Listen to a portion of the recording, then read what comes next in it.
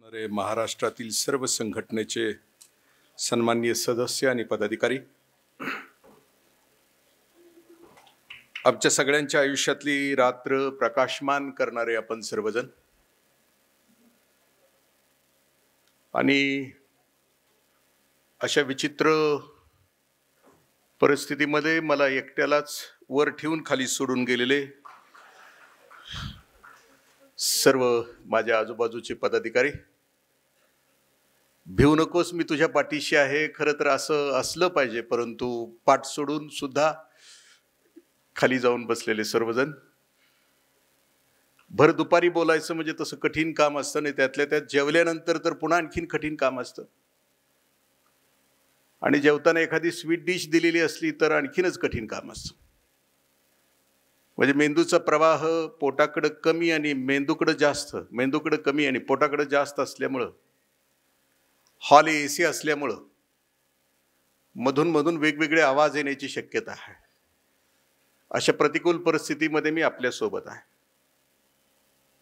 मगाशी देवकांते साहेबांनी सांगितलं की प्रतिकूल परिस्थितीमध्ये लेकरं वाढवायची आहेत, आणि अशा परिस्थितीमध्ये माझ्या समोर म्हणजे त्या मोबाईल विषयी सर बोलणार होते, आणि अशा अजून मला समोर काही माना खाली दिसत आहेत की जे आपल्या मोबाईल बरोबर आहेत, खूप नम्र आहेत आपल्या मोबाईल बरोबर. त्यांना विनंती आहे की आपल्या मनात ताठ करा, थोड्याशा मोबाईलला विश्रांती द्या, कारण जे भयानक संकट आपल्या सरांनी आपल्याला सांगितलं ते कोणतं आहे त्याच्याविषयी बोलणार आहे मी आपल्याशी. ज्यांनी आजच मोबाईल घेतला असेल, कारण काल लाईन लागलेली होती E17ला आयफोनसाठी. माणूस किती क्रेझी असू शकतो याचं एक उत्कृष्ट उदाहरण आहे. अशाने काल ज्यांनी E17 घेतला असेल, कारण तो ॲपलचा मोबाईल आहे, शक्यतो अधिकाऱ्यांच्याकडे असतो किंवा स्टेटस ज्याला खूप मी मोठा आहे असं दाखवायचं असतं त्याच्याकडे तो असतो, कारण मीटिंगला बसल्यानंतर तो पालता ठेवायचा असतो. म्हणजे लोकांना दिसलं पाहिजे की माझ्याकडं ॲपलचा मोबाईल आहे, सफरचंद खाल्लेला आहे. त्यांना मोबाईल बंद करायचं माहीत नसेल, कारण एका दिवसामध्ये कुठं सगळी फंक्शन्स त्यांना माहीत असणार. तर त्याला एक लाल रंगाचं बटन असण्याची शक्यता आहे, तर त्याचा एक नरड दाबा. कुणाची मोबाईलची ट्यून पण खूप चांगली असेल कदाचित, ती माझ्या व्याख्यानानंतर इथून ऐकवण्याची व्यवस्था आपण करू.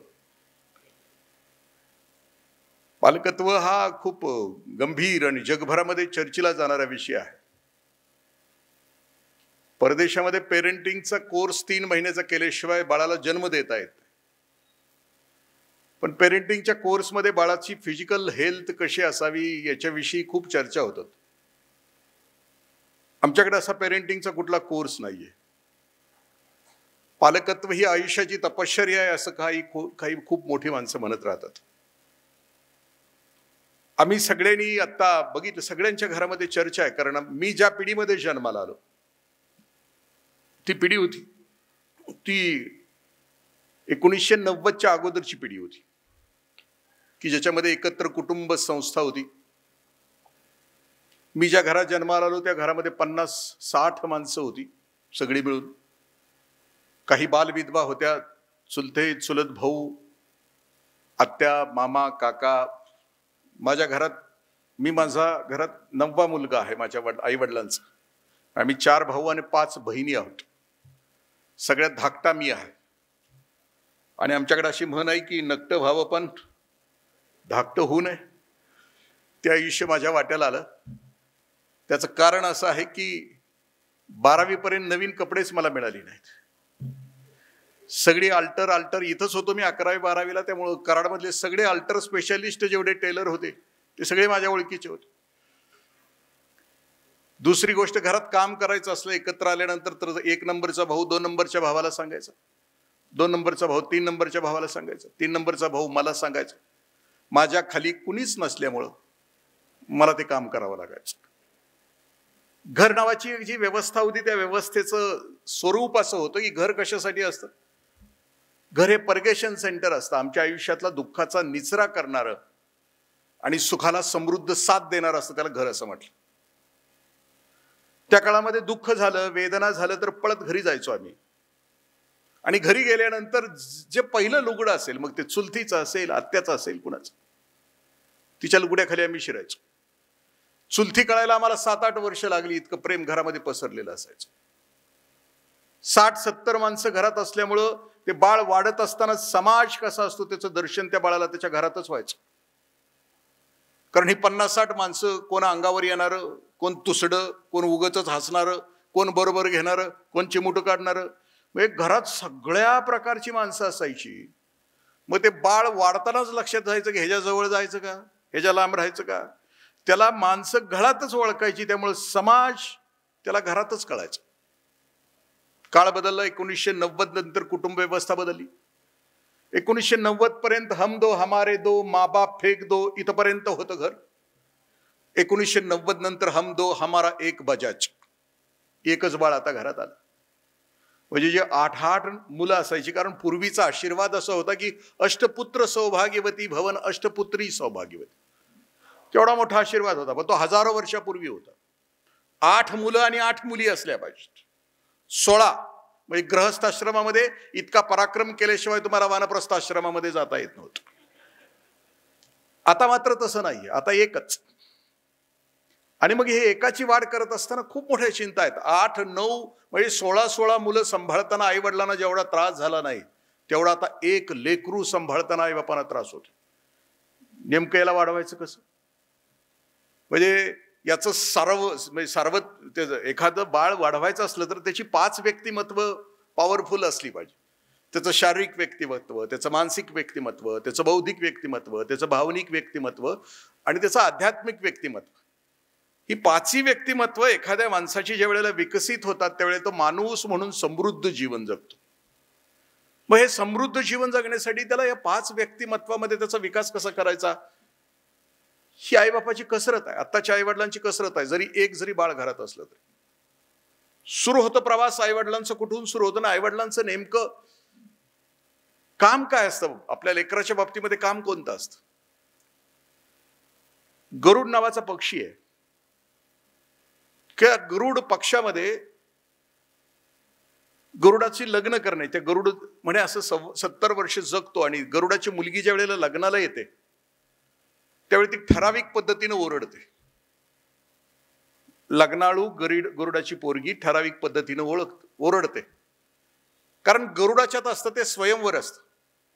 गरुडाच्यात कांदा पोहे नसतं. मग बोलून दाखव, मग गाणं म्हणून दाखव, मग चालून दाखव, असलं नसतंय गरुडाच्यात. गरुडाची मुलगी आपला नवरा स्वतः निवडते. आणि ती निवडते कशी की तिला ज्या वेळेला लग्न करण्याची इच्छा असते त्यावेळेला मी आता सांगितल्याप्रमाणे ती ठराविक पद्धतीने ओरडते. ओरडले की तिच्या भोवती लग्न करायला इच्छुक असणारी लग्नाळू गरुड पोरं तिच्या भोवती जमतात. MPSC झालेली, UPSC झालेली, पारेषण मधली, वितरण मधली, की ज्यांची नोकरी गॅरंटेड आहे.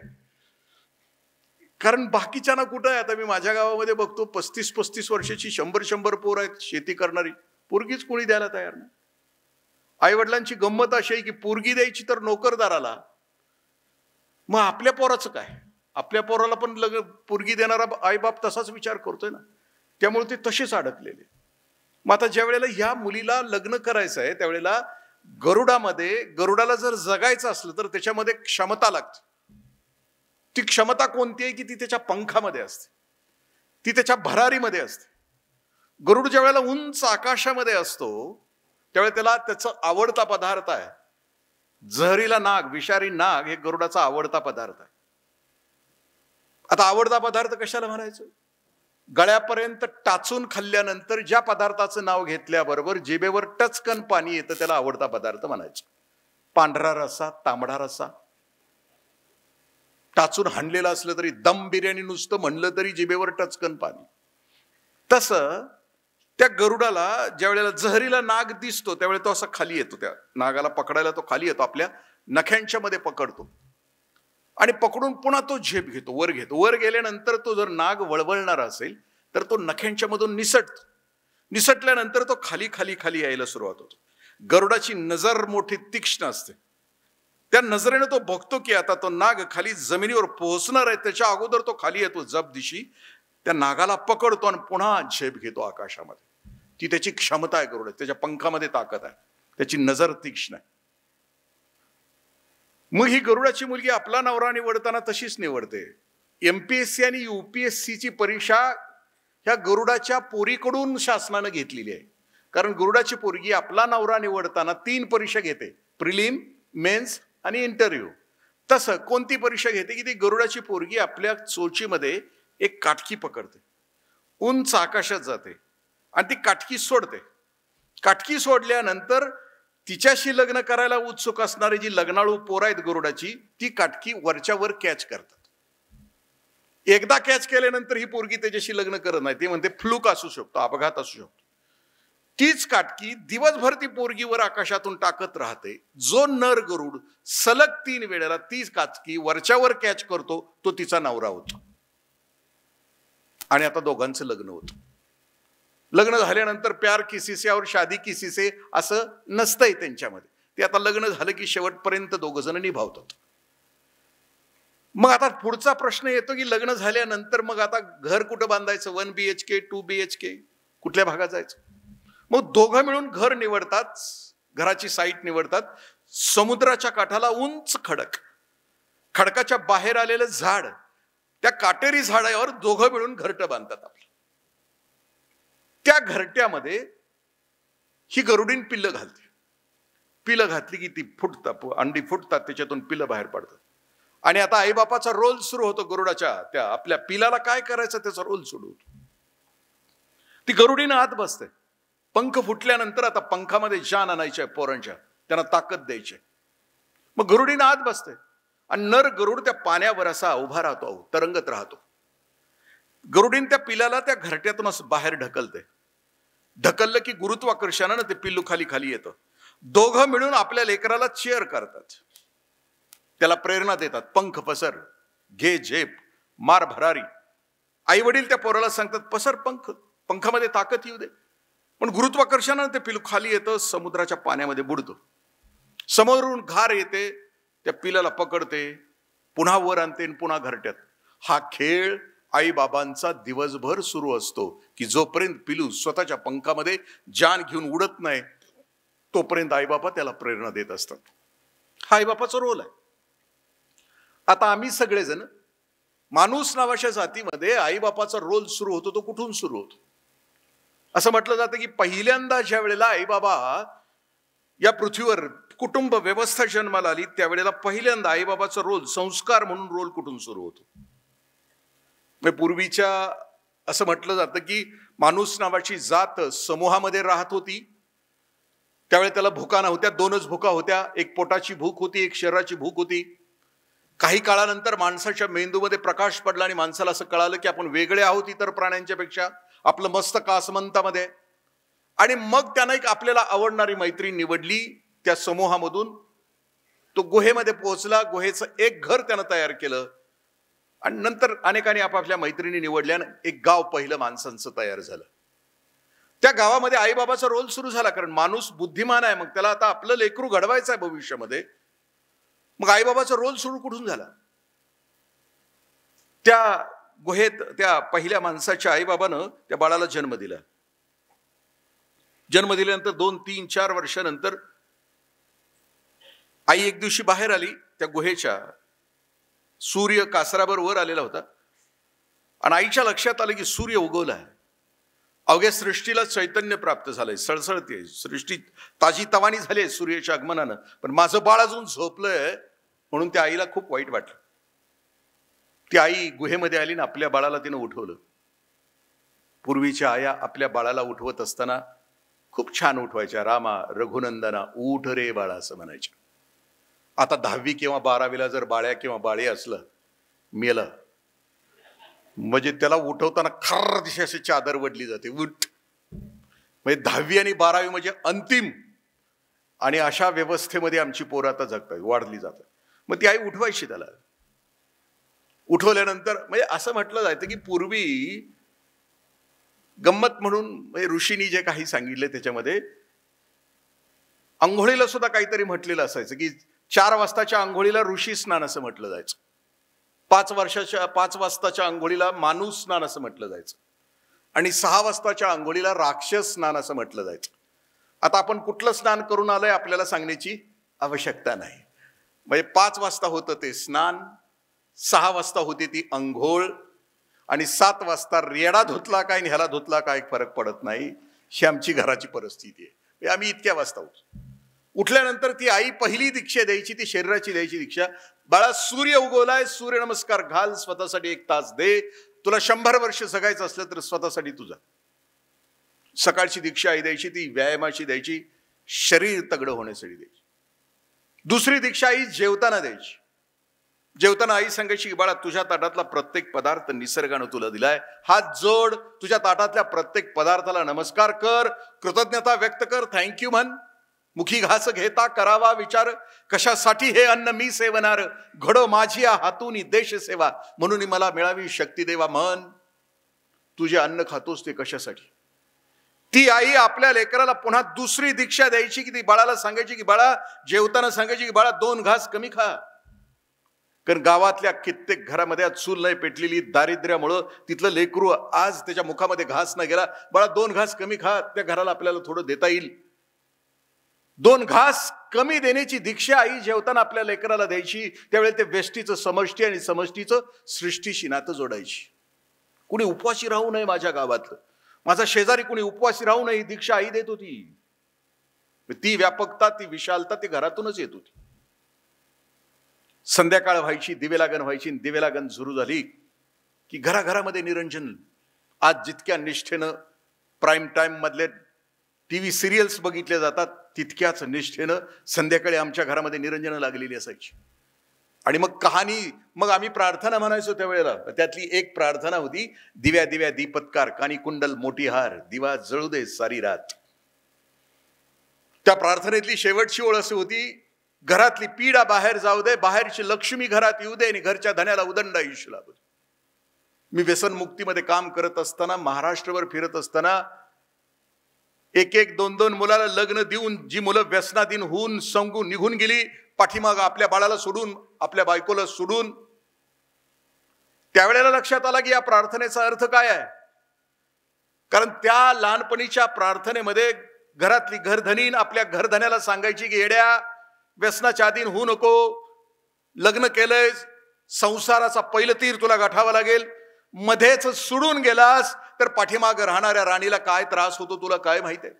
भातुकलीच्या खेळातला राजा एकदा निघून गेला की राणीला पाठीमाग संसार सांभाळताना काय त्रास होतो तुला काय माहिती आहे. आणि म्हणून त्या प्रार्थनेतून ती घरधनी आपल्या नवऱ्याला सांगायची की घरातली पीडा बाहेर जाऊ दे, बाहेरची लक्ष्मी घरात येऊ दे, आणि घरच्या धन्याला उदंड आयुष्य लाभू दे, यासाठी की घरधन्यानं बिघडायला नको, व्यसनाच्या आहारी जायला नको. ते घरातूनच लहान मुलांच्या मुखातून आपल्या घरधन्याला संदेश द्यायचे. घर शाबूत राहत होते. आम्ही आता आलो या परिस्थितीमध्ये. आपल्याला मी म्हटलं ना मागाशी, त्यातल्या त्यात आम्ही शासकीय अधिकारी, सगळे कर्मचारी, आणि त्यातल्या त्यात विद्युत खातं म्हटल्यानंतर टार्गेटचं सॉफ्ट टार्गेट. मी गटविकास अधिकारी म्हणून 9 वर्ष काम केलं.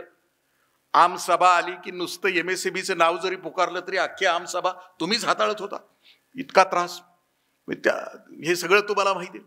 आणि आम्ही पण लोकांच्या समोर जाणारी कामं केली. आपलं केबिन कसं असतं माहिती आहे का दिवसभरामध्ये.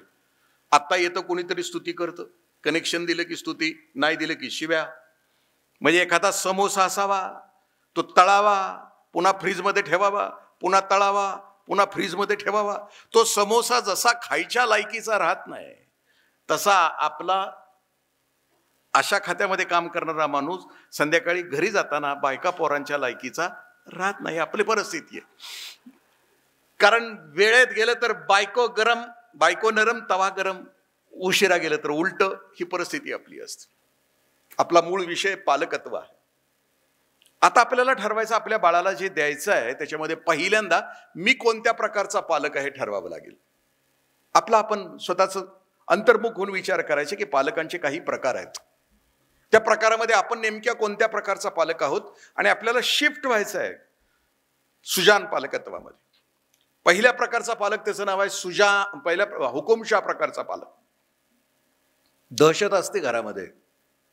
याच्यामध्ये तो पण असू शकतो आणि ती पण असू शकते. आपल्या घरात कोण आहे आपला पण तपासा. दहशत कुणाची आहे आपलं आपल्याला माहीत असतं. म्हणजे कुणाचा आवाज मोठा असतो, कुणाच्या आवाजामुळं किंवा कुणाच्या अस्तित्वामुळं घर प्रचंड तणावपूर्ण शांततेत असतं. हिटलर तो आहे का ती आहे आपलं आपल्याला घरामध्ये माहीत आहे. घरी गेल्यानंतर संध्याकाळी विचार करून एकमेकाला समजून घ्या की कोण हिटलर आहे आपल्या घरामध्ये. हुकुमशा प्रकारच्या पालकत्वामध्ये संवाद होत नाही घरामध्ये, एकतर्फी असतं. मी म्हणतोय ते खरं, मीच अंतिम, मला सगळं कळतं, तुला काही कळत नाही. दिस इज हुकुमशा प्रकारचा पालक. संवाद होत नाही. आपण बातमी वाचली असेल, काही दिवसापूर्वी घरातल्याच मुलाला घरातलाच पाळलेला कुत्रा चावला. संवाद नसल्यामुळं वडिलांना सांगता नाही आलं मुलाला. मुलगा 2 महिन्यानंतर रेबीजनं आपल्या वडिलांच्या मांडीवर त्यानं शेवटचा श्वास घेतला. सांगता नाही आलं. हुकुमशा प्रकारचा पालक. माइंड आणि मॅटर असं म्हटलं जातं की 1990 नंतर माणसाचा विश्वास, माणसाची श्रद्धा मनापेक्षा वस्तूवर घरामध्ये जास्त आहे. आम्ही जे काही घरामध्ये आणत असो, ब्रँडेड काही आणत असो. घरातल्या त्या पालकानं गाडी घेतली. गाडी आल्यानंतर गाडी घरामध्ये गॅरेजमध्ये लावलेली होती. गाडी लावल्यानंतर त्या पालकाची मुलं त्या गॅरेजमध्ये खेळत होती. खेळता खेळता त्याच्या मुलानं त्या गाडीवर काहीतरी त्या दगडानं कोरण्याचा कार्यक्रम सुरू केला. बाप बाहेर आला. त्याच्या लक्षात आलं की गाडी महागाईची नवी घेतली, पोरग त्याच्यावर काय खरकटतंय, काय रेखाटतंय. म्हणून राग आला. न बघताच त्यानं मारायला सुरुवात केली. राग इतका भयानक होता कारण त्या गाडीवर प्रेम खूप होतं, पोरावर कमी. पोरावर दाखवता आलं नाही त्याला. मुलाला ऍडमिट करावं लागलं. ऍडमिट करून परत आला तो आणि घरी वर चढून जात असताना बघितलं की पोरानं गाडीच्या वर नेमकं लिहिलंय काय बघावं म्हणून त्या बापानं बघितलं गाडीकडं, तर त्याच्यावर लिहिलेलं होतं, आय लव्ह यू पापा. पण उशीर झाला होता. आपण हुकुमशा प्रकारचे पालक आहोत का घरामध्ये? कारण काळ खूप बदललाय. जनरेशन झेड आणि आता जनरेशन अल्फा आहे. आता जी पोरं आहेत मांडीवर ती जनरेशन झेडची पोरं आहेत. जनरेशन अल्फा खूप गतिमान आहेत, विलक्षण आहेत, खूप बुद्धिमान आहेत. पुस्तक वाचायची चुकून कुणाला सवय असेल तर होमो डेयस नावाचं पुस्तक आहे. Homo sapien Homo Deus. इव्हान हरारे नावाचा अमेरिकेचा लेखक आहे. त्यानं या पिढीचं, येणाऱ्या पिढीचं वर्णन त्याच्यामध्ये केलं. दुसऱ्या प्रकारचा पालक आहे. त्या पालकाचं नाव आहे भित्रे पालक. घाबरतय ते, काय होईल का. मुलाला नकारच देत नाही. रडतय तर रडू दे म्हणत नाही. काय होईल भविष्यामध्ये. नकार न देणारे पालक, त्या लेकराला नकार सहन न करण्याची त्याला जर सवय लागली तर तो 16व्या वर्षी एखाद्या मुलीला प्रपोज करतो आणि ती नाही म्हटलेलं त्याला सहन होत नाही. मग रिंकू पाटील, जान्हवी तुपे, अमृता देशपांडे यांच्या खांडोळ्या रस्त्यावर पडतात कारण नकार सहन करण्याची ताकद नसते. आपण भित्रे आहोत का? आपल्या पोराला वाघ करायचं असेल आई बापाला तर वाघाचे पंजे छातीवर घेण्याची क्षमता आई बापाकडे असेल तरच पोरग वाघ होऊ शकतं, अन्यथा होऊ शकणार नाही. त्यासाठी ती क्षमता असावी लागते आई बापाच्या मध्ये. आपल्याला जर करायचं असेल, सामान्य करायचं असेल, ती जगतय जगू दे तसं करायचं असेल तर नाही ना. ज्याला आपलं पोरग विलक्षण करायचं, असामान्य करायचं, राजहंस करायचं आहे, ते जर बगळा करायचं असेल, सामान्य करायचं असेल तर नाही ना. तिसऱ्या प्रकारचा वडील आहे, त्याचं नाव आहे रूढीवादी पालक. हे कायम भूतकाळातच असतंय. 1994ला आम्ही इथे होतो, 1997ला आम्ही तिथे होतो, आणि तिथे असे होते आणि तिथे तसे होते. ही शाळा तशी होती आणि ही शाळा अशी आहे. तिथे शेजारी असे होते आणि तिथे शेजारी तसे होते. कायम भूतकाळामध्ये रूढीवादी. आमच्या काळात असं होतं आणि आमच्या काळात तसं होतं. रूढीवादी भूतकाळात, जे कधी वर्तमानात येतच नाही, कायम भूतकाळामध्येच रमलेलं असतं. पुढच्या प्रकारचा पालक आहे, त्याचं नाव आहे तटस्थ पालक. तुझं तू जग, माझं मी जगतो. मी तुझ्यासाठी एटीएम सेंटर आहे. तुला काय मागायचे ते पैसे माग, तुला काय ब्रँडेड शूज, ब्रँडेड कपडे मागायचे ते माग, मी तुला देतो. पण तू माझ्या आयुष्यामध्ये दखल घ्यायची नाही, मी तुझ्या आयुष्यामध्ये दखल घेत नाही. तटस्थ पालक. इमोशनल इन्व्हॉल्वमेंट नसते दोघांची एकमेकाच्या मध्ये, पाल्याची आणि आईबापांची. आणि शेवटचा जो पालक आहे त्याचं नाव आहे सुजान पालकत्व. खूप प्रेम असतं घरामध्ये पसरलेलं. एकमेकाला समजून घेण्याची प्रचंड ताकद असते. घरातले सगळे निर्णय लोकशाही पद्धतीने घेतलेले असतात. इमोशनल इन्व्हॉल्वमेंट प्रचंड असते. मग आता 10वी आणि 12वीला पुढच्या वर्षी जर दादा किंवा दीदी असेल जाणार असेल तर आदल्या वर्षी घरामध्ये एकत्र बसून हे आई वडील निर्णय घेतात. दीदी असेल दादा असेल तर सांगितलं जातं की पुढच्या वर्षी दीदी दादा 10वीला किंवा 12वीला आहे, आपल्याला वर्षभर टीव्ही लावायचा नाहीये, दीदी आणि दादाच्या अभ्यासामध्ये व्यत्यय येणार आहे. निर्णय घेतला जातो, सगळेजण मान्य करतात आणि वर्षभर टीव्ही बंद असतो. सुजान पालकत्व, घरामध्ये प्रेम पसरले, एकमेकाचं समजून घेण्याची प्रचंड क्षमता असते. सुजान पालकत्वाचा पुढचा टप्पा येतो की माझ्या मुलाला आता मला काय करायचं आहे, माझं मूल मला कोण करायचं, कोणत्या क्षेत्रामध्ये त्याला मला घालवायचं, कोणत्या क्षेत्रामध्ये मला त्याला दिशा द्यायची, ध्येय द्यायचं आहे. आई वडील म्हणून आपल्याला निर्णय घ्यायचा असेल, ज्याला सुजान पालकत्व आपण म्हणतो आहोत, त्या पालकत्वामध्ये मला माझा मुलगा हॅपी हवाय, मला खुश हवाय का पैशानं मोठा हवाय, मला माझा मुलगा नोटा छापायची मशीन करायचा आहे का रात्रंदिवस त्याच्या आयुष्यातला आनंद तो उपभोगतो आहे, सुखानं भोगतो आहे. मला माझ्या पोराला भविष्य 3P साठी द्यायचं आहे का पॅकेज, प्रेस्टीज आणि प्रॉपर्टी, यासाठी माझ्या मुलाला त्या तिकडे करिअर द्यायचं आहे का, त्याचं पॅकेज मोठं असेल, त्याचं प्रेस्टीज, खोटं प्रेस्टीज, आता कुठलं प्रेस्टीज घेऊन बसलाय, पॅकेज, प्रेस्टीज आणि प्रॉपर्टी, या 3 कारणासाठी मला करिअर द्यायचं आहे का माझा मुलगा त्याच्या आयुष्यामध्ये तो खुश असला पाहिजे. म्हणजे लेकराच्या खुशीमध्ये मी खुश आहे असं पालकत्व मला सांभाळायचं असेल तर दुसरी जबाबदारी दुसरं पालकत्वामध्ये येतं की माझं मूल कोण आहे, त्या क्षेत्रामध्ये त्या बाळाला वाढवणं, त्याला करिअर करायला संधी देणं म्हणजे पालकत्व. मी मगाशी म्हटलं ना, अष्टपुत्र सौभाग्यवती भवन, अष्टपुत्री सौभाग्यवती भव. मग त्यावेळेला आशीर्वाद 8 मुलांचा दिला जात होता. मला त्यावेळेला पण विचार करायचा की 8च का, दशपुत्र दशपुत्री का नाही, षोडशपुत्र षोडशपुत्री का नाही, 10 पोरं 10 पुरी का नाही, 16 पोरं 16 पुरी का नाही.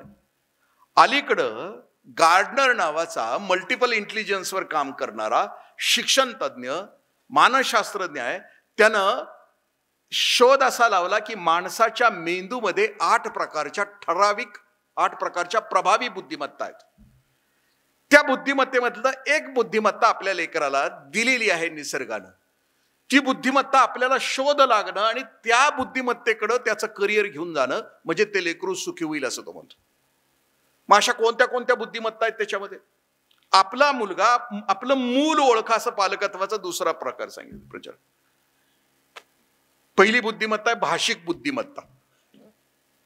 घरात पोरग लयच बडबडत असेल, थापा निबार मारत असेल, सिनेमा बघून आलं, कार्यक्रम करून आलं, श्रोता दिसला की थापा ठोकत असेल तर समजून चालायचं की हे भाषिक बुद्धिमत्ता आहे. त्याला वक्ता करा, त्याला निवेदक करा असं ते म्हणतात. म्हणजे त्याला त्या क्षेत्रामध्ये संधी द्या. आता वक्त्यांची ह्याची संख्या कमी आहे खूप. आमच्या गावाकडे 2-4 जणच आहेत, 2-4 जणांकडेच माईक असतो. स्मशानात पण त्यांच्याकडेच असतो आणि लग्नात पण त्यांच्याकडेच असतो. स्मशानात सुद्धा हे म्हणते यांच्या आत्म्याला शांती मिळू दे आणि लग्नात सुद्धा म्हणते यांच्या आत्म्याला शांती मिळू दे, लग्न व्हायच्या आधीच म्हणते. म्हणजे कमी आहे. भाषिक बुद्धिमत्ता असणाऱ्याकडं आपला मुलगा भाषेमध्ये तज्ञ आहे का बघा, त्याचं शब्दांच्यावर प्रभुत्व आहे का बघा, आणि मग त्याला त्या क्षेत्रामध्ये त्याचं करिअर करण्यासाठी संधी द्या असं म्हणतो. पुढची बुद्धिमत्ता त्यांनी सांगितली की अवकाशीय बुद्धिमत्ता. त्याला दगडामधून कोणतं शिल्प तयार होतं त्याच्या लक्षात येतं.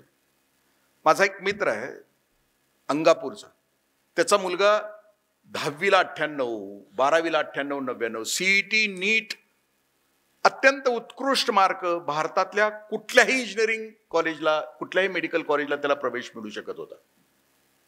पण त्याच्या आईवडिलांच्या लक्षात आलं की माझं पोरग शिल्पकार आहे. त्यांनी अकोल्याला त्या बाळाला शिल्पकार म्हणून ना इंजिनिअरिंगला घालवलं ना मेडिकलला घालवलं. त्यांनी त्या बाळाला शिल्पकलेच्या कोर्सला अकोल्याला ठेवलं.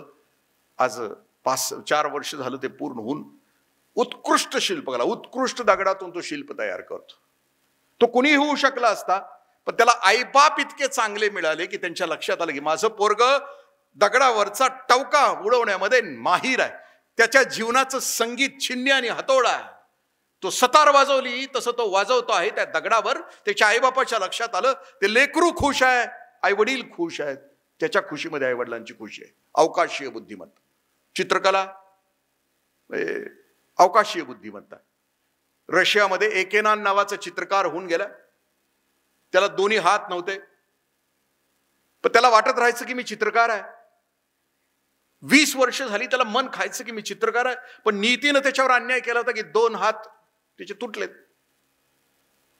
मग त्याने 20व्या वर्षी तोंडामध्ये ब्रश पकडला, तोंडामध्ये पेन्सिल पकडली, चित्र काढायला सुरुवात केली. 3 वर्षानंतर त्याला चित्र उत्कृष्ट यायला, कारण तो ओरिजिनल चित्रकार होता.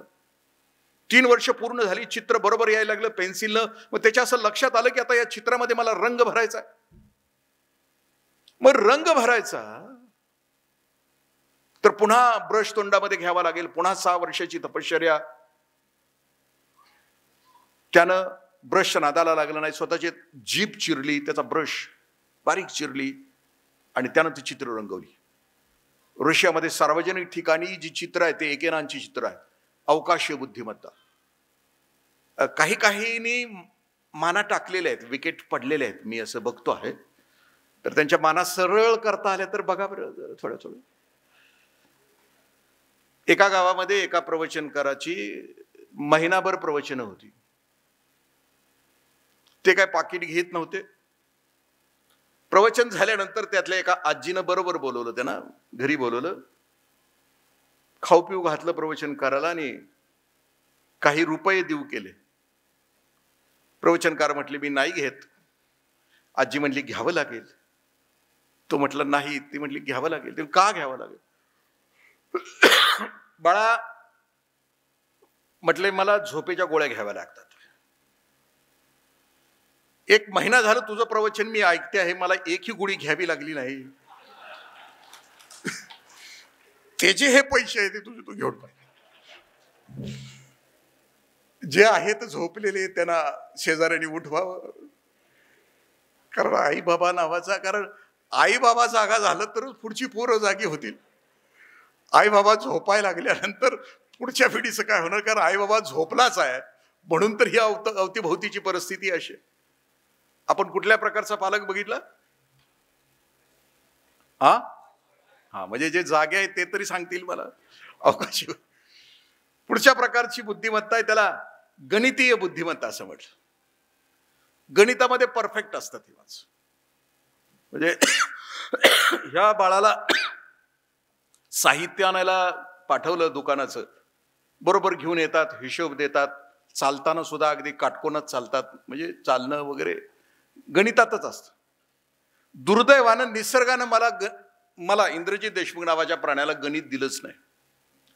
10वीला मी 52 मार्कात बरोबर पास आहे. त्या गुरुजीची माझ्यावर कृपाच आहे. त्याला वाटलं असेल ह्याला मागं ठेवण्यात काय पॉईंट नाही म्हणून त्यानं मला गणित जमलंच नाही मला. असं कोणी जर ओळख करून दिलं की हे गणिताचे प्राध्यापक, हे गणिताचे शिक्षक, मी असं आश्चर्यचकित होऊन त्यांच्याकडे बघतो की जणू हे परग्रहावरून आलेत का काय. इतकं मला आश्चर्य वाटतं त्यांचं. कारण गणित हा विषय जमतच नाही मला.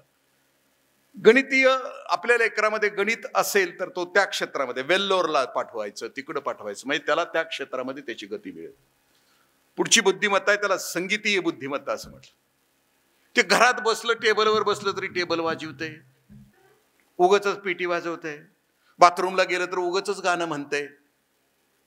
समजून चालायचं की संगीतीय बुद्धिमत्ता त्याच्याकडे आहे, त्यानं त्या क्षेत्रामध्ये. कार्तिकी गायकवाडच्या आई वडिलांना कळालं की माझ्या लेकीला गळा दिलाय निसर्गानं.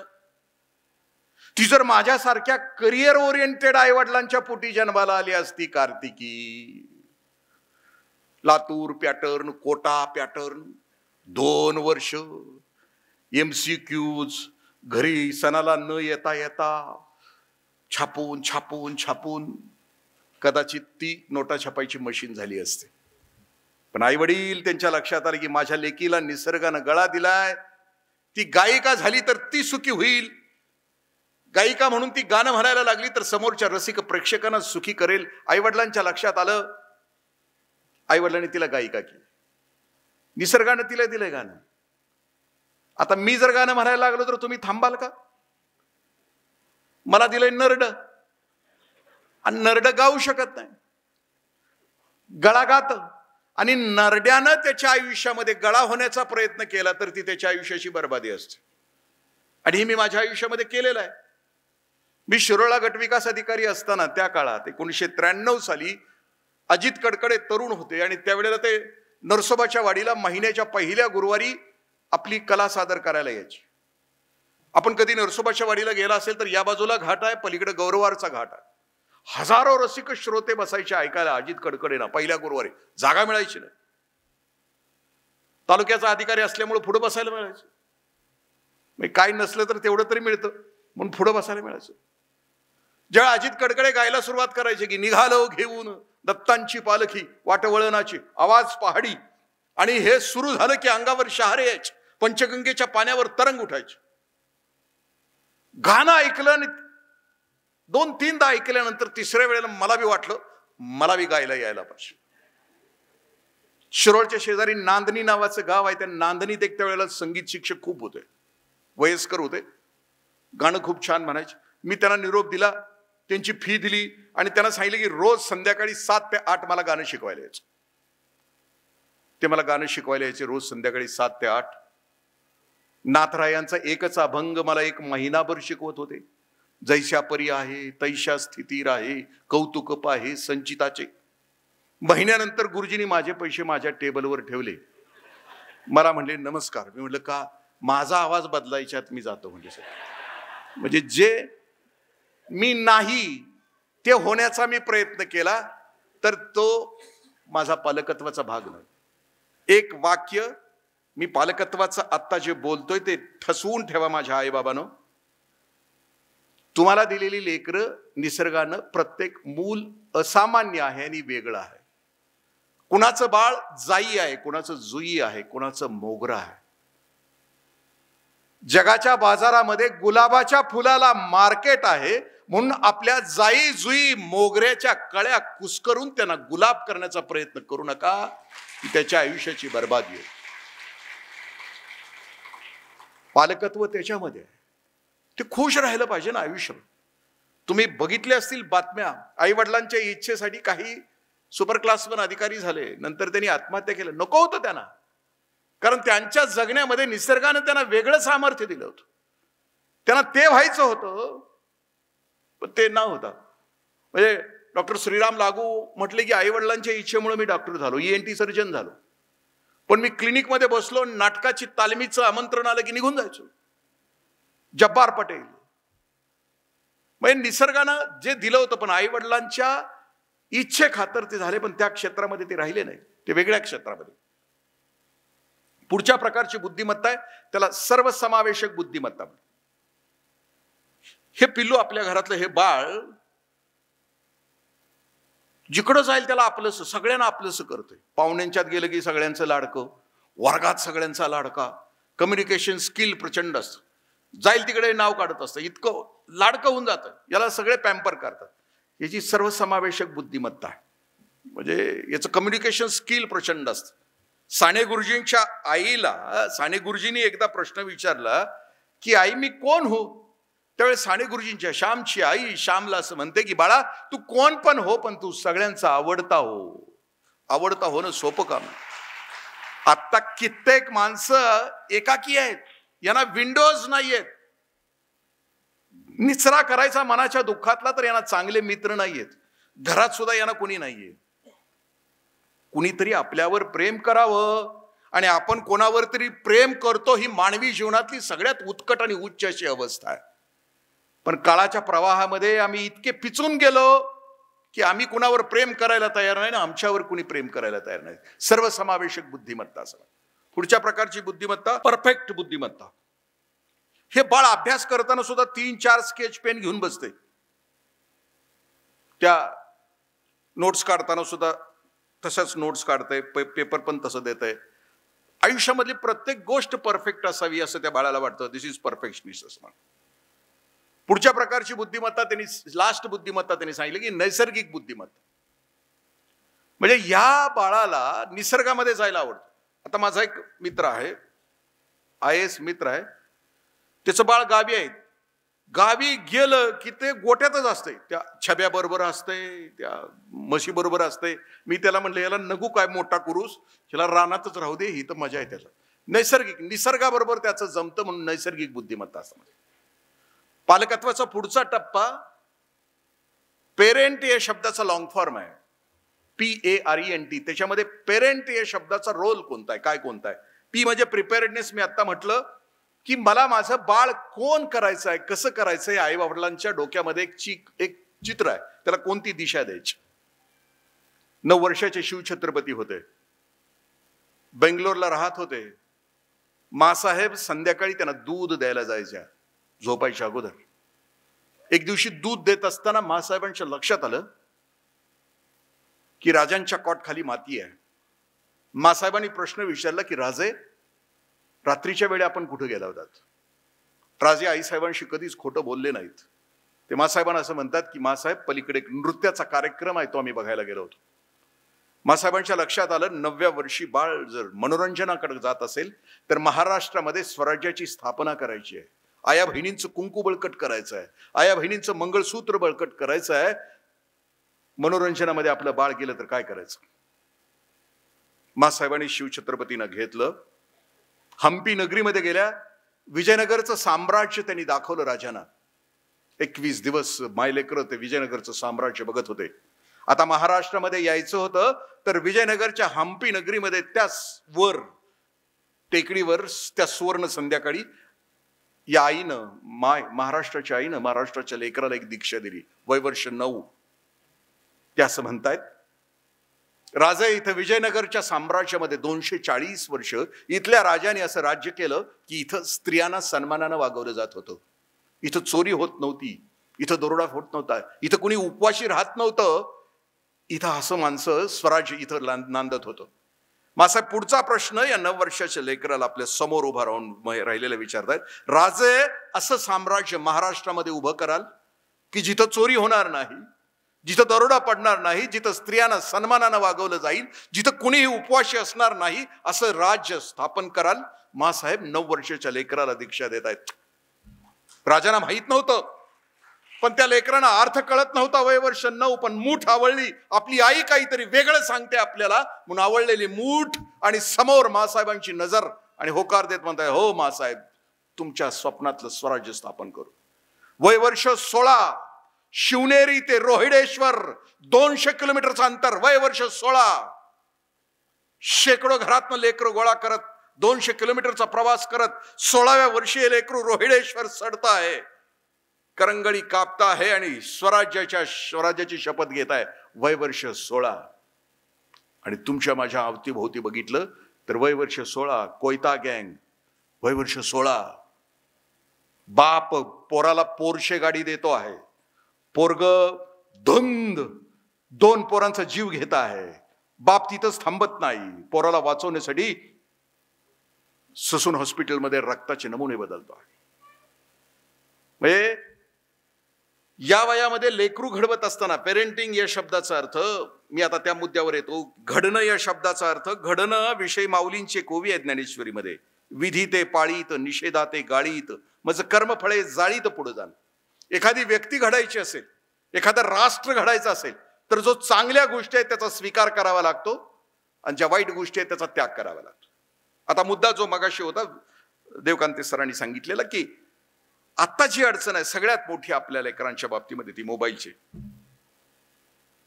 3-4 महिन्यापूर्वी इंग्लंडच्या पंतप्रधानांनी त्यांच्या संसदेमध्ये एक भाषण केलंय. त्या भाषणामध्ये ते असं सांगतायत की इंग्लंडमध्ये एक टीव्ही सिरियल तयार करण्यात आली आहे, 3 पार्टची आहे. ती सिरियल बघण्याचं आव्हान पंतप्रधान आपल्या संसदेतून इंग्लंडच्या सगळ्या पालकांना घरात बसून मुलाला घेऊन ही सिरियल बघा म्हणतायत. काय सिरियल आहे ती, तिची स्टोरी काय? 14-15 वर्षाचा मुलगा शाळेतला आपल्याच वर्गातल्या मुलीचा भोसकून खून करतो. हा खून का करतो म्हणून सायकोलॉजिस्टची टीम, शिक्षण शास्त्रज्ञाची टीम बसवण्यात येते. आणि मग शोध सुरू होतो की का खून करतो, खुनाच्या पाठीमागचं कारण कोणतं. आणि मग त्या सिरियलमध्ये असं दाखवण्यात आलंय की 11 म्हणजे 19 म्हणजे त्या सिरियलचं नाव मी आपल्याशी शेअर करतो, द अडोलसन्स म्हणजे पौगंडावस्था, की ज्याला आपण 13 to 19 वय म्हणतो, टीन ज्याला टीन एज, त्या टीन एज मधली मुलं जी आहेत ते सिरियलमध्ये असं दाखवले की 10-11 वर्षाचं मूल झालं की त्याला सेपरेट खोली तिथल्या इलाइट क्लासमध्ये दिली जाते. ते मुलगा सेपरेट त्या खोलीमध्ये राहतो. त्या खोलीमध्ये 2 पडदे आहेत त्याचे, एक लॅपटॉपचा पडदा आणि एक स्मॉल स्क्रीन आहे. आणि तो मुलगा त्या खोलीमध्ये 9-9, 10-10 तास त्या स्क्रीनवर आहे. त्या खोलीला त्या सिरियलमध्ये डेमॉन्स रूम असं नाव दिलंय, राक्षसाची खोली. कारण या खोलीमध्ये आईबाप जरी आला तरी पोरं त्याच्या अंगावर जात आहे, आईबापाच्या अंगावर जात, का माझ्या खोलीत आला, का माझी प्रायव्हसी ब्रेक केली. आणि मग त्या लेकराच्या त्या स्क्रीनवर, जसं आता आपल्या देशामध्ये सोशल मीडिया भयानक ऍक्टिव्ह आहे, अनेक विचारांच्या झुंडी काम करतायत त्याच्यावर द्वेष आणि मत्सर पेरण्याची, तसं हे लेकरू एका त्या सोशल मीडियाच्या त्या झुंडीमध्ये अडकलंय आणि त्या झुंडीचा परिणाम होऊन ते आपल्या मैत्रिणीचा खून करतात. मग सिरियलच्या 3ऱ्या टप्प्यामध्ये त्या सिरियलमधून संदेश असा दिला की ही मुलं आहेत, या मुलांना जर वाचवायचं असेल तुम्हाला येणाऱ्या स्क्रीन पासून, तर तुम्हाला मुलांशी या स्क्रीन पासून बाजूला काढून संवाद साधावा लागेल, त्यांच्याशी बोलावं लागेल, घरात दारात बोलावं लागेल, अन्यथा नाही. मी गेले 10 दिवस रिंगण नावाच्या दिवाळीच्या अंकासाठी AI होणारे दुष्परिणाम याविषयी मी लिहित होतो. एक लेख लिहिलाय मी 15-20 पानाचा.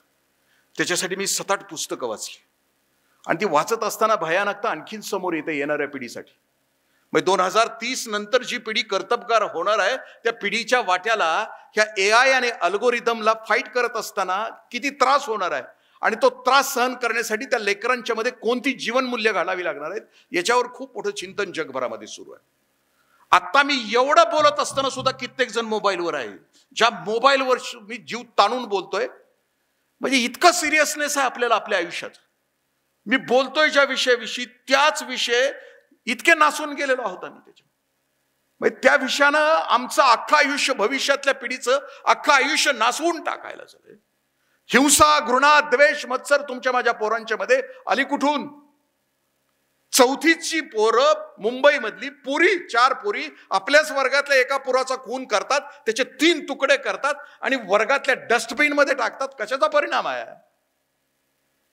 अहिल्यानगरमध्ये 8वीतलं पोरग 10वीतल्या पोराचा खून करतं. कुठून येतं हे सगळं?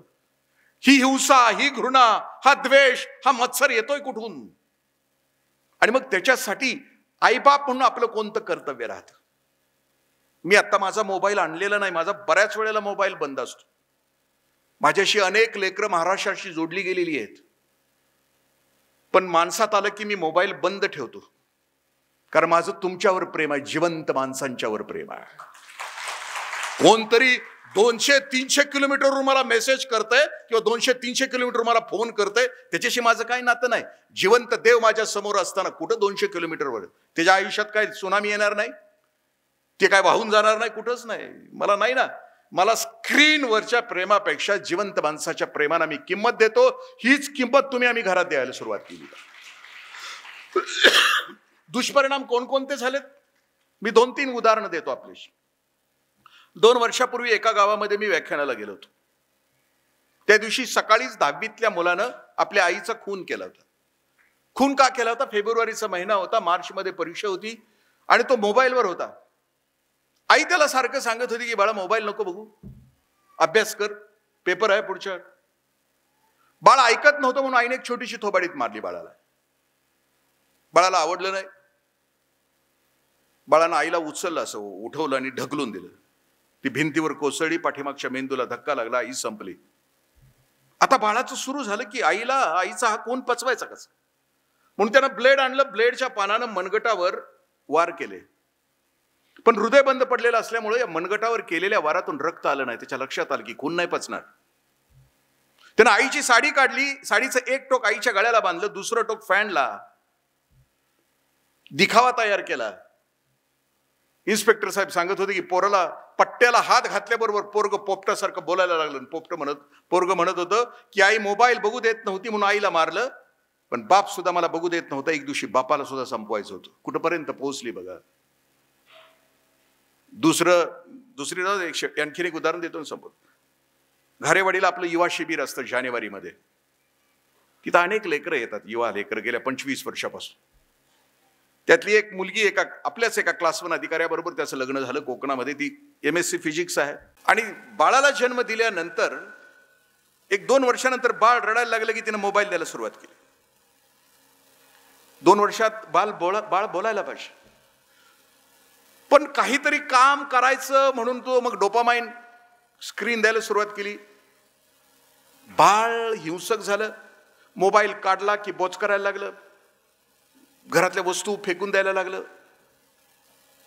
ती मुलगी कोल्हापूरच्या संवाद सेंटरमध्ये गेले 1.5 वर्ष झालं आहे. आत्ता ते पोरग वयाच्या 4-4थ्या वर्षी आई बाबा इतकी 2च अक्षरं बोलतंय. मला ती व्हिडिओ काढून पाठवते. कधी कधी तिला त्रास झाला की फोन करून मला सांगते की काका चुकलं माझं, मी MSc शिकले, पण माझ्या लेकरासाठी नाही मी चांगली आई झाले. आज 4 वर्ष झालं माझं पोरग फक्त 2च शब्द बोलत आहे. आम्ही माणूस म्हणून आमच्या पुढच्या पिढीला एक चांगलं आयुष्य देण्यासाठी आपल्या आयुष्याचा त्याग करावा लागतो ना. कुमार मंगलम बिर्ला नावाची फॅमिली आहे, करोडोंचा व्यापार करते, करोडोंचा उद्योग आहे. 37 माणसं त्यांच्या घरातली काम करतात. संध्याकाळी 5:30 वाजता घरी आली की आपला मोबाईल आपल्या आईच्या पायाजवळ ठेवतात आणि दुसऱ्या दिवशी 9:30ला तो मोबाईल दिला जातो. करोडोंचा बिझनेस असलेल्या घरामधला मोबाईल 9:30 ते 5:30. आपला 1.5 रुपयाचा बिझनेस नाही. चादर डोक्यावर घेऊन मी सावधानतेचा इशारा आई बापांना देतो. याच्यावर जे संशोधन झालंय, त्यातल्या त्यात महाराष्ट्रात जे संशोधन झालंय, त्याच्यामध्ये तुमची माझी पोरं त्या स्क्रीनवर किती टाइम आहे तेवढं सांगतो. त्याच्यापेक्षा भयानक परिस्थिती त्या पुस्तकामध्ये आहे. माध्यम कल्लोळ नावाचं नीलांबरी जोशींचं पुस्तक आहे, वाचायचं असेल तर वाचून घ्या. या सोशल मीडियानं आणि स्मॉल स्क्रीननं उद्ध्वस्त केलेल्या तरुणाईचा, त्याच्यातल्या 20 ॲपचा अभ्यास केला. त्या 20 ॲपचा परिणाम आपल्या लेकरांच्यावर काय होतो ते त्याच्यामध्ये दिलाय. शेल्फीनं रोज जगभरामध्ये 100 आत्महत्या होत आहेत. कारण शेल्फी चांगली आली नाही. आता हाय तशीच येणार ना. आणि दुसरं, शेल्फी ग्रुपवर टाकली तर अंगठा मिळाला नाही म्हणून अनेक गोष्टी त्याच्यात दिल्या. त्यातली महत्वाची गोष्ट आपल्याशी शेअर करतो. आता मुलांचं स्क्रीनचं टायमिंग तिनं दिलेलं आहे. 58% तरुणाई 15 ते 25 वयाची स्क्रीनचं टायमिंग तिनं दिलेलं आहे. अभ्यास करून, सर्वे करून ही मुलं स्क्रीनवर 13 ते 17 तास स्क्रीनवर आहेत. 2 तास फक्त त्यांची झोप आली आणि कॉन्सन्ट्रेशनचा पिरियड या पोरांचा 20 सेकंदाचा आला. एकाग्र व्हायलाच तयार नाही. इथं सुद्धा जी बसलेत ना स्क्रीनवर पोरं, बघा ना, सारखी त्यांचे पाय हलतायत, हात हलतायत, कधी एकदा ह्याचं संपतंय असं आतनं त्यांच्या मनामध्ये वाटतंय. कारण आपल्याला आता पकडलं जातं हे लक्षात आलं की पोरं अस्वस्थ होत आहेत. आपल्याला त्यांना पर्याय देता येईल का? म्हणजे आणखीन एक आपल्या सगळ्यांच्यासाठी, हे मोबाईल जे बंद करत नाहीत ना अजून एवढं सांगून सुद्धा, त्याला एक रोग झालाय. त्याला म्हणायचं नोमोफोबिया नावाचा रोग आहे. मग एवढं ओरडून 2दा सांगितल्यानंतर सुद्धा ज्यांचे मोबाईल बंद झाले नाहीत ना, त्यांना हे रोग झालाय. ह्याची लक्षणं कोणती? कोरोनामध्ये खोकला की ठोकला, शिंबूडवर वडला की घराच्या बाहेर काढला, ही ती कोरोनाची लक्षणं होती. तशी नोमोफोबियाची लक्षणं कोणती? घरातनं बाहेर पडलंय, 5-6 किलोमीटर गाडी गेली आणि ह्याच्या ध्यानात आलं मोबाईल घरात राहिलाय, गाडी माघारी मुरगाळली तर समजून चालायचं रोग झालाय. मोबाईल दुसऱ्याचा वाजलाय, ह्यानं मोबाईल आपल्या उगाचच हात लावतोय, रोग झालाय. मोबाईल खिशात आहे ना, 5 मिनिटात 5 वेळेला उगाचच हात तिकडे गेला, समजून चालायचं की गिऱ्हाईक बाद झालेला आहे. हा रोग हळूहळू कमी करावा लागेल, त्याचा वापर कमी करावा. उपवास पाळावा लागेल, रविवारी दिवसभर नाही, जेवताना अजिबात मोबाईल नाही, गप्पा मारताना अजिबात मोबाईल नाही. हे उपवास कंपल्सरी बंद. समोरच्या माणसाशी 1-2 पुस्तकं आहेत, आईवडिलांना कंपल्सरी खरेदी करता आली तर करा. त्या पुस्तकाचं नाव आहे डू इट नाव आणि डिटॉक्स डोपामाइन. 70 पानाची पुस्तकं आहेत. ज्याला आपली लेकरं घडवायची आहेत आणि ज्याला स्वतः घडायचं आहे, जे आता बिघडलेलं आहे ना या स्क्रीननं, त्याच्यासाठी 2 पुस्तकं आहेत की तुमच्या आयुष्याचा उत्पादक वेळ आपल्या आयुष्याच्या कल्याणासाठी तुम्हाला वापरायचा असेल तर त्याच्यामध्ये टिप्स दिलेले आहेत. ही उत्पादक वेळ याच्यासाठी त्या स्क्रीनवर आपण कंट्रोल कसं करायचं, डोपामाइन डिटॉक्स कसं करायचं त्याचं सूत्र त्याच्यामध्ये दिलेलं आहे. समारोपाकडे येताना 2-3 गोष्टी आपल्याशी बोलतो की घराला घरपण असण्यासाठी, कारण पालकत्व हा विषय खूप मोठा आहे. माझी यूट्यूबवर पालकत्वावर खूप व्याख्यान आहेत, 2-2, 3-3 तासाची व्याख्यान आहे. पालकत्वामध्ये महत्वाचा विषय, आपल्या घरामध्ये आपण प्रेम करतो, घराला घरपण येतं किंवा घरामध्ये आपण व्यक्त होतो एकमेकाशी, ती 4 गोष्टीनं होतो. एक होतो नजरेनं, दुसरं होतं की आम्ही शब्द वापरतो कसे, तिसरी गोष्ट स्पर्श, आणि चौथी गोष्ट आम्ही एकमेकाला प्रेझेंट काय देतो. घराला घरपण, आपण तर आमची नजर कशी आहे, एकमेकाकडे बघताना आम्ही प्रेमानं बघतो, सहजतेनं बघतो, प्रेरणा देत बघतो का तिरस्कारानं बघतो. पहिली गोष्ट नजर म्हटलं.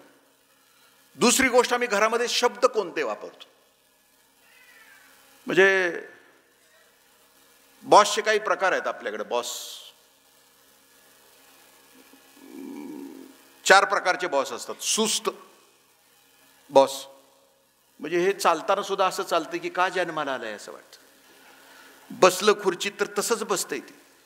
सही करताना सुद्धा शिक्का उलटा असला तर उलटी सही करते, इतकं ते सुस्त असतं. त्रस्त प्रकारचा बॉस असतो. त्रस्त ह्याच्या केबिन मध्ये गेले हे वस्कन अंगावर येत असते. याला काय चावलेलं असतंय कुणास ठाऊक.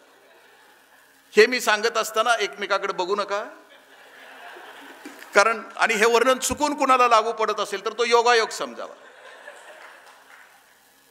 तिसऱ्या प्रकारचा बॉस ज्याला व्यस्त आहे, उगाच व्यस्त असल्यासारखं दाखवतो. उगं मोबाईल कानाला लावल, 2दा टॅबलेट घेईल, इकडं तुरु पळल, तिकडं तुरु पळल, कोण विचारत नसते याला, व्यस्त. आणि मस्त बॉस असतो, त्याला कळतं माझ्या सहकार्यामध्ये, माझ्या समोरच्या कर्मचाऱ्याच्या मध्ये कोणती ताकद आहे, कोणतं सामर्थ्य आहे, त्या सामर्थ्याचा विकास तो करतो. तो असतो बॉस. तू चीज बडी आहे, मस्त मस्त मस्त प्रकारचा बॉस असतो. मी असं म्हटलं की त्याला शब्द कोणते वापरतो. आपली मुलं आपलाच शब्द उच्चारतात बरोबर, आपण जे वापरतो ना शब्द. आता अधिकाऱ्याला शक्यतो सवय काय असते, भच्या 12 खाड्याच्या शिव्यानं सगळ्यांना बोलवायचं. आता मी भच्या 12 खाड्याची कुठली शिवी नाही, मी गाढवा नावाचे शब्द आपलं सोपी सभागृहाला शोभेल अशी मी गाढवा म्हणतोय. घरात बायकोला पण गाढवा म्हणतोय, पोराला पण गाढवा म्हणतोय. पोरानं गाढव बघितलेलं नाहीये, गाढव काय त्याला माहित पण नाही. पण एक दिवशी माझ्यासारखा अधिकारी रविवारी गाढवा म्हणून अख्ख्या जगाला गाढवा म्हणणारा असा अधिकारी घरात मध्ये बसलाय, नाही तर त्याचं पोरग घरामध्ये आहे. आणि तो एकदा वडिलांच्या बरोबर त्याने एसटीनं पण प्रवास केलाय. मग नांदलापूर आलं. कंडक्टर बोलतोय त्यानं ऐकलेलं आहे, ज्याला उतरायचं त्यानं उतरा. कालेपाटा आला, ज्याला उतरायचं त्यानं उतरा. पोरग आता ह्याची एसटी चालू होती आणि एसटीत ते आता गाढवा शब्द वापरत. ज्या गाढवाला खाली उतरायचं त्यानं उतरा, ज्या गाढवाला बसायचं त्यानं बसा. ज्या गाढवाला उतरायचं त्यानं उतरा. बापाच्या लक्षात येते की कार्ट शिवी देते आणि माझीच देते. ते उठतंय, पोराला हाणतंय निबार 5-6 मिनिटं. हाणून झाल्यानंतर पुन्हा आपल्या जागेवर येऊन बसतंय. पोरग निरागस आहे. ते राग लगेच सोड. आपली मुलं निरागस सटकन राग सोडून देतात. पण नवरा बायकोचा राग विचित्र असतो. महिना अनबन बोलतच नाहीत. पूर्वी तर अवघडच होतं. आता निदान व्हॉट्सअपमुळं मेसेज तरी देत आहेत. नाहीतर मध्येच पूर्वी पोराला मध्ये घातलं जायचं, स्वयंपाक करून ठेवलाय गिळून जा असं मध्ये असावं. आता मेसेज आला आहे. त्या पोरग उठतंय, निरागस आहे, विसरते, ते उठतंय, त्याची पुन्हा गाडी चालू होते. ज्या गाडवाला बसायचं आहे त्यानं बसा, ज्या गाडवाला उतरायचं आहे त्यानं उतरा. आत्ताच एका गाडवामुळे गाडी 10 मिनिटं लेट झाली. आम्ही जे शब्द वापरतो घरामध्ये तेच शब्द ते लेकरू वापरतो. तिसरी गोष्ट स्पर्श हे पालकत्वातलं सगळ्यात श्रेष्ठ असं अस्त्र आणि शस्त्र आहे. दुःखाच्या वेळेचा आपला स्पर्श वेगळा असतो, सुखाच्या वेळेचा वेगळा असतो. म्हणजे मी लातूरला होतो, 3 दिवस सलग व्याख्यान होती माझी. मी एका डॉक्टरांच्या घरी उतरलो होतो, खूप मोठे डॉक्टर. ते सकाळी 6ला खाली जायचे, संध्याकाळी 8ला वर यायचे. बॅटरी डिस्चार्ज झालेली असायची. वर आले की ते आईला मिठी मारायचे. 5 मिनिटं आईच्या कुशीत जायचे. आईच्या कुशीत घुसळून आईच्या कुशीत बाजूला झाले की ते सकाळी जेवढे चार्ज झालेले असायचे तेवढे चार्ज व्हायचे आईच्या स्पर्शानं। जगातला सर्वश्रेष्ठ चार्जर या जगामध्ये कुठला असेल तर तो आईचा स्पर्श आहे। तुमच्या आमच्या आयुष्यामध्ये घडत असताना तुम्ही आठवा ना, मी 12वीला नापास झालो, मी घरी गेलो, मला वाटलं वडील आता मारणार, पण वडिलांनी मला जवळ घेतलं, माझ्या कपाळाचा पप्पी घेतली, ते म्हणले नापास झाला म्हणून काय झालं, अजून आयुष्य पडलंय। माझ्या वडिलांनी तो स्पर्श मला केला नसता कधीच आयुष्य संपलं असतं। स्पर्शामध्ये प्रचंड ताकद आहे। ऋषी तर असं म्हणतात की जोपर्यंत तुम्ही आईबाप आहात, तुमची लेकरं तुमच्या सोबत आहेत, रोज तुमच्या लेकराला मिठी मारा, दिवसातून एकदा त्याच्या केसाचा वास घ्या, ती दीर्घायुष्य होईल। कारण त्या स्पर्शामध्ये प्रचंड टॉनिक, प्रचंड हार्मोन्स, प्रचंड एन्झाइम्स आहेत की जी तुमच्या लेकराला ऊर्जित अवस्था देते। स्पर्श। द लास्ट, आठवणीनं आम्ही एकमेकाला काही प्रेझेंट वस्तू देतो का, प्रेमाची वस्तू देतो आठवणीनं, ती दिली तर ती टचिंग असतात, ती लक्षात राहतात लोकांच्या। पूर्वी आपल्याला 11वीला एक धडा होता, जुन्या माणसांना आठवत असेल, त्या धड्यामध्ये त्याचं तिच्यावर प्रेम होतं आणि तिचं त्याच्यावर प्रेम होतं। त्याचं तिच्यावर प्रेम यासाठी होतं की तिला केस खूप लांब होते, सुकेशिनी होती ती, कुणाला कोणाचं काय आवडेल सांगता येत नाही। आपलं बघा, मग लग्न झाल्यानंतर पहिला वाढदिवस होता, मुलखाचं दारिद्र्य, आता नवऱ्याला भेट काय द्यायची, मग घरात बसून ती विचार करते की काय द्यावं नवऱ्याला, ती आरशासमोर उभी राहते, तिच्या लक्षात येते की माझ्याकडे देण्यासारखे केस आहेत। असं म्हटलं जातं की रामायणामध्ये प्रभू रामचंद्रांच्या वडिलांनी, राजा दशरथांनी एक केस पांढरा झालेला बघितला, एक, आणि त्या दिवशीच त्यांनी निर्णय घेतला की प्रभू रामचंद्रांना राज्याभिषेक करायचा। राजा दशरथांनी एक केस पांढरा झाल्याबरोबर आरशात बघितल्यानंतर आपल्या पुत्राचा राज्याभिषेक करायचं ठरवलं। आता सगळे केस पांढरे झाले, उडून गेले, तरी दशरथ राजा प्रभू रामचंद्रांच्याकडे आपलं राज्य द्यायला तयार नसतो। त्या सुकेशिनीच्या लक्षात आलं की मला केस देता येतात, पैसे मिळतात। तिनं केस दिले, पैसे मिळवले, घ्यायचं काय वस्तू, तिनं पहिल्या भेटीमध्ये आपल्या नवऱ्याला एक घड्याळ दिलं होतं आणि त्या घड्याळाचा पट्टा खूप जुना झाला होता। आपल्या आयुष्यातलं सगळं पहिलं आपल्याला आठवतं, मरेपर्यंत, मरताना सुद्धा आठवतो, पहिलं सगळं पहिलं, पहिली भेट वस्तू दिली। मग तिने ठरवलं की आता या केसाचा जो पट्टा जुना झालाय तो पट्टा घेऊन यावं। पट्टा घेऊन आली, संध्याकाळी तो घरी आला, जेवण झालं, केस विकून तिनं आणलेला पट्टा आपल्या नवऱ्याच्या हातात दिला। नवऱ्यानं घड्याळ विकून तिच्यासाठी कंगवा आणला होता, केस तिचे चांगले देता येईल असं टचिंग। आपल्याला माहिती आहे आपल्या पोराला काय आवडतं, कुठला पदार्थ आवडतो, कुठला रंग आवडतो, आपल्या पोराला माहिती आहे आपल्या लेकराला काय आवडतं। अनमोल लेकरू निसर्गानं तुमच्या माझ्या पोटी एक ट्रस्टी, एक विश्वस्त म्हणून आपल्या पोटी जन्माला घातलं, त्याला काय आवडतं, कपडे कोणते आवडतात, रंग कोणते आवडतं, त्याला काय आवडतं। जगाच्या बाजारामध्ये आम्ही इतके मशगूल झालो आहोत की लाख मोलाची दिलेली दौलत आमच्या पोटी विश्वस्त म्हणून त्याला काय आवडतं आपल्याला माहित नाही, काय द्यावं, राग राग राग राग करत असतो त्याचा। आपल्या मनाप्रमाणे वागलं तरच बरोबर, नाही वागलं तर शिव्या शाप। अरे त्याला मारायचा अधिकार कोणी दिला? खलील जिब्रान असं म्हणतो की तुमच्या पोटी जन्माला आलेली पोरं तुमच्या पासून झालीत, ती तुमची नाही आहेत, त्याचे मालक नका होऊ, त्याचे पालक व्हा। त्याला वाढवत असताना त्याला रागवू नका, त्याला शिक्षा नका करू, त्याच्या फांद्या नका छाटू, त्याची मुळं नका छाटू, त्याचा बोनसाय नका करू। म्हणजे त्याला वाढवत असताना सायकोलॉजिस्ट सूत्र सांगतात की 95% प्रेम आपल्या लेकरावर करा आणि 5% शिक्षा करा। म्हणजे 150 रुपयाची कपशी फुटली असेल तर 150 रुपयाचाच मार द्या, 500 रुपयाचं देऊ नका। दुसऱ्याचं लेकरू घरात आलं त्याच्याकडनं कपशी फुटली की तुम्ही काय म्हणता, असू दे लहानच आहे, मग ते म्हणतं मी कोण होतो, असं नको ना वागायला आपल्या पोरांच्या समोर। पुढची गोष्ट समारोपाला येताना मी सांगेन की एक गझल घरी गेल्यानंतर ऐका, कुटुंब संस्थेविषयीची गझल आहे, पंकज उदास यांनी गायलेली आहे। आपल्या घराकडे डोकावून बघा पाठीमागं. त्या गझलमध्ये अबू बखरी नावाच्या शायरनं ती गझल लिहिली, पंकज उदासनी गायली. सुख दुःखता एक अपना अपना होया बेगाना म्हणून.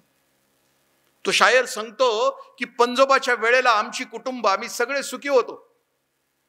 भले चूल पेटत नव्हती 2 दिवस, पण कोण कुणाशी खोटं बोलत नव्हतं, सुखी होतो आम्ही. नव्हतं इन्कम आमच्याकडं, पण होतं प्रेमानं भरलेलं घर होतं. आजोबाच्या काळात सुद्धा आम्ही सगळेजण सुखी होतो. सगळं होतं आमच्या घरामध्ये. शेवटी तो शायर असं म्हणतो लास्ट बट सेकंड स्टांजामध्ये, आता तुमच्या घरात सगळं आहे. खाली कार्पेट आहे, वर झुंबर आहेत, ब्रँडेड शूज, ब्रँडेड कपडे, ब्रँडेड मोबाईल, ये दिल मांगे मोर, सगळं तुमच्या घरात आहे. Are you happy? तुम्ही सुखी आहात? तो प्रश्न विचारतोय. आणि मग मध्ये 2 मिनिटाचा पॉज आहे. तर 2 मिनिटाच्या पॉज मध्ये जो कॅमेरामन आहे तो मोठा हुशार आहे. हे गझल सुरू असताना ते 1.5-2 मिनिटाच्या पॉज मध्ये तो कॅमेरा एकदा त्या सभागृहातल्या पालकांच्या चेहऱ्यावर एकदा टाकतोय आणि पालकांच्या मांडीवर बसलेल्या लेकरांच्यावर एकदा टाकतोय.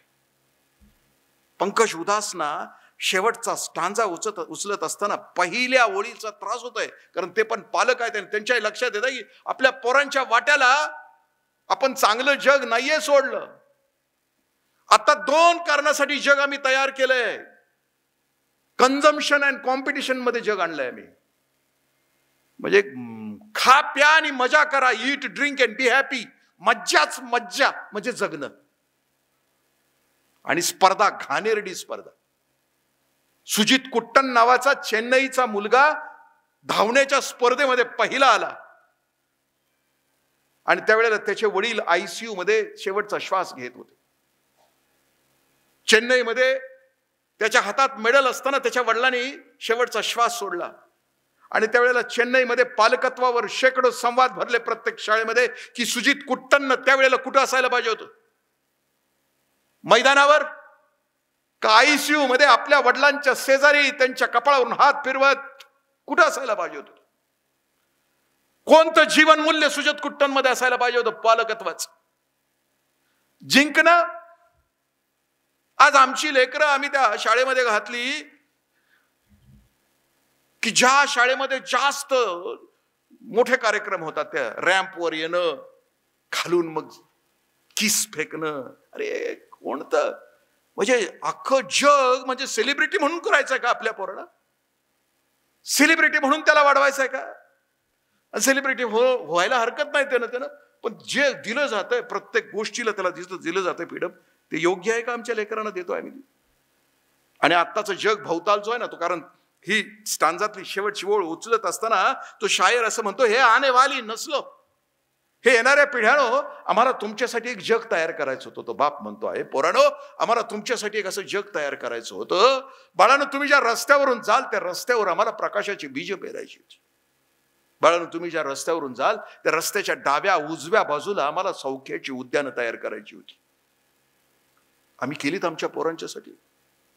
कोणतं जग आम्ही आमच्या पोरांच्यासाठी तयार केलं? पालकत्वामध्ये बोलत असताना अभयभंग म्हणतात की वाईटांचं जग आम्ही तयार केलंय. आमचं पोरगं रोज बघतं आहे की असत्याचा विजय होतो आहे, सत्य पराजित होत आहे. वाईटांच्या जगात वाईटच पहिला येतोय. आमचं पोरगं बघतं आहे. मग त्याला शिकवायचं का की खोटं बोल? त्याला शिकवायचं का बेईमानी कर? मग त्या पोराला शिकवायचं का गद्दारी कर? वाईटांच्या जगामध्ये जर वाईटच पहिला असेल तर आम्ही आमच्या लेकराला काय शिकवायचं? त्याला शिकवावं लागेल जीवनमूल्य.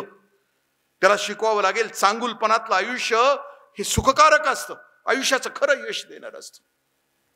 कारण तो स्टांजा जसा पुढे सरकतोय, शेवटचा स्टांजा तो म्हणतो की बाळांना द्यायचं होतं तुम्हाला. माझा एक वर्गमित्र आहे, सेंट्रल गव्हर्नमेंटमध्ये क्लासमन झाला. 10-15 वर्ष पहिला आम्ही एकत्र भेटायचो. त्यानं बाळ नाही जन्माला घातलं. दोघंच आहेत नवरा बायको. 30 वर्ष झाली. त्यावेळेला आम्ही त्याला म्हणायचो, राम्या पोरग घाल ना जन्माला, पोरगी घाल ना जन्माला, वंशाला दिवा ज्योती असू दे ना. त्यावेळी ते म्हणायचं की इंद्रिया, तुला मला एवढा जगताना त्रास होतोय तर तुझं माझं पोरग वयात येईल जगायचे त्यावेळेस सोसतील त्याला हे बेमानी, ही फसवणूक सोसेल त्याला. तुम्ही विचार करा ना कुठपर्यंत पोहोचलो, किती जग विकृत आहे. 1-1.5 महिन्यापूर्वी माझा मित्र कोल्हापूरच्या ताराराणी चौकामध्ये आपल्या बायकोला घेऊन दवाखान्यात निघाला होता. बायको 7-8 वर्षाची गरोदर होती. चौकामध्ये तो उभा होता मागं आणि त्याच्या पुढे एक 15-16 वर्षाची पोरं होती. 2 पोरं मोटरसायकलवर. यानं फक्त हॉर्न वाजवला. त्याला डाव्या बाजूला जायचं होतं. सिग्नल डाव्या बाजूचा क्लिअर होता, हिरवी लाईन. त्या पोरांना हॉर्न वाजवल्याचा राग आला. पाठीमागं येऊन त्या माझ्या मित्राच्या काचेवर दस्तक देत पोरं मारायच्या. 16 वर्षाची पोरं आपल्या दुप्पट तिप्पट वर्षाच्या वयापेक्षा जास्त असलेल्या माणसाला हॉर्न वाजवला म्हणून. ही एकच घटना नाही, तुम्ही प्रत्येक शहरामध्ये तुम्हाला दिसेल की हिंसा घृणा कुठपर्यंत येऊन पोहोचली. कुठलं जग भोवतालय, कोणत्या क्षणाला तुमच्या माझ्यावर कोण हल्ला करेल. हे कुणी जग केलंय? आम्हीच तयार केले ना. आम्ही चांगुलपणा आमच्या लेकरांच्यासाठी तयार करायला तयार ना. आम्ही आमच्या फक्त लेकराच्या पुरतं बघतो आहोत. त्या जरी मी आता बोलतो आहे तरी समारोप करताना एक यशवंत दत्त आणि मधु कांबीकरचं एक गाणं आहे कुठल्या तरी चित्रपटामध्ये, मला आठवत नाहीये. त्या चित्रपटामध्ये मधु कांबीकर मोठी पॉझिटिव्ह आहे, पण यशवंत दत्तला बाप म्हणून चिंता आहे पोराची. तुझ्या माझ्या संसाराला आणि काय हवं, दिस येतील दिस जातील.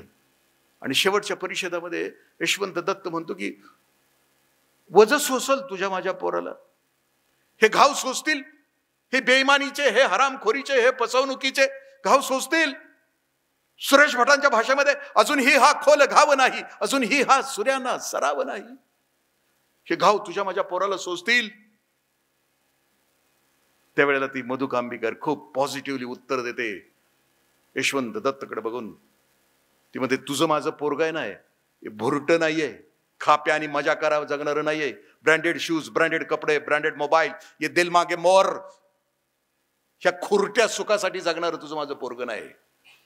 इवल्याशा पणतीचा इवलासा जीव, परी तो करी साऱ्या अंधाराचा ठावास. किती सुंदर लिहिलंय ते. तुझं माझं पोरग जन्माला येणार आहे ना, तू जगातला अंधार, अज्ञान, पाप, दुरीत संपवण्यासाठी जन्माला येणार आहे. ती एकटं जगणार नाहीये, ती अवघ्यांच्या आयुष्यामध्ये प्रकाश निर्माण करणार असणार आहे. आपलं भविष्यातल्या पिढीला आम्ही असं नाही तयार केलं तर 10-15 वर्षानंतर फिरून आपली पोरं आपल्याला विचारतील, हे बाबा कुठलं जग आमच्या समोर दिलंस? का नाहीस केलं जग बाबा? का नाहीस पाणनिवडी झालास? का नाही जीवन मूल्य पेरलीस आजूबाजूला? का भवताल आमच्यासाठी केलास? पोरं आम्हाला प्रश्न विचारतील, त्यावेळी आमच्याकडे उत्तर नसेल. आम्ही जर खरंच पालकत्व जर जपायचं असेल तर या गोष्टीकडे आपण लक्ष दिलं तर बरं होईल. जवळजवळ 1.5-2 तास मी आपल्याशी बोलतो आहे. तुम्ही सगळे शांत आहात. जरी दमबाजी करून काही जणांना त्या मोबाईलसाठी गप बसवलं असलं तरी बाकीचे मी शांत चित्तानं ऐकलं. याच्यात माझा कुठलाही पराक्रम नाहीये, कारण मी बोलत होतो ते तुमच्या काळजाच्या तुकड्यासाठी बोलत होतो. कारण तो जगात सगळ्यात मोठा प्रिय वस्तू आहे तुमची, माझी पण वस्तू आहे. मी सुद्धा फिरतो त्यासाठी की माझ्या पोराला एक चांगलं जग मिळावं, चांगला समाज मिळावा, त्याच्या वाट्याला असा समाज यावा की त्याच्यावर प्रेम करावं, त्याला अशी घरं मिळावीत की तो चुलीपर्यंत विश्वासानं जाऊ शकावा. अनेक घराच्या मध्ये त्याचे मित्र आमच्या घरात चुलीपर्यंत येऊ शकावेत, इतका विश्वासाचं जग त्याच्या वाट्याला यावं, यासाठी हा प्रयास आहे. तुम्ही आपल्या कर्तबगारीनं अंधार नाहीसा करता, आमची शेतं भिजवता, पण आता त्याबरोबर हा सुद्धा दिवा नाही लावला प्रत्येकाच्या अंतःकरणामध्ये. प्रेमाची शेती करण्यासाठी तुमची विद्युत कनेक्शन्स जर प्रत्येक माणसापर्यंत नाही पोहोचली, शेती ओस पडेल माणूस नावाच्या हृदयाची, आणि मग भविष्यातली पिढी आम्हाला प्रश्न विचारेल. त्या प्रश्नाची उत्तरं द्यायला आपल्याला तयार असलं पाहिजे. देवकांते सरांनी आग्रहानं मला बोलवलं आणि या कार्यक्रमामध्ये बोलण्याची संधी दिली. आणि अवघ्या नागपूर, ठाणे, इतक्या दूरवरून आपण जी लोक आलात, म्हणजे माझी बहीण नागपूरला दिली, ते भाचा आला की काय बे, ए मामा, ते काय बे म्हणलं तर लक्षात येते हे नागपूरचं मॉडेल आहे. असं अख्ख्या महाराष्ट्रातनं जी आलेली आहेत त्या सगळ्यांना, विदर्भ सगळ्यांना मी नमस्कार करतो की आपण सगळे पालकत्वाच्या दृष्टीनं भविष्यातल्या पिढीला काम करू. ज्या आया, ज्या बहिणी आलेल्या आहेत, खूप शांत बसलेल्या आहेत, आपल्या पोरांना शांत बसवलेलं आहे, त्यांनाही मनापासून नमस्कार करतो. धन्यवाद. जय हिंद, जय महाराष्ट्र.